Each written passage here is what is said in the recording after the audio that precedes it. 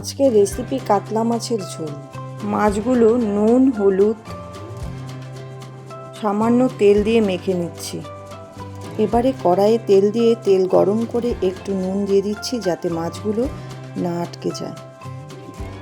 মাছগুলো এক এক করে দিয়ে ভেজে নিচ্ছি।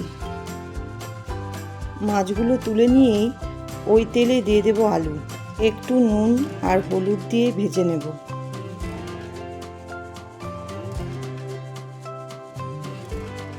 এবারে কড়াইয়ে একটু তেল দিয়ে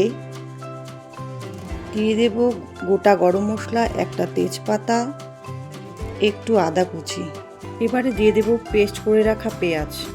পেঁয়াজটাকে একটু ভেজে নিয়ে দেব লঙ্কা, রসুন, জিরে পেস্ট।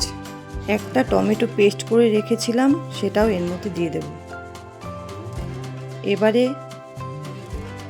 হলুদের গুঁড়ো, ধনে গুঁড়ো, লঙ্কার গুঁড়ো, পরিমাণ মতো নুন দিয়ে কষিয়ে নেব।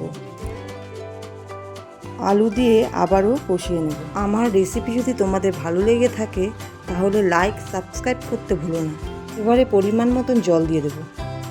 কে আছো যারা সাবস্ক্রাইব করছো আবার আনসাবস্ক্রাইব করে দিচ্ছ। ঝোল ফুটে এসেছে, এবার মাছ দিয়ে দেব।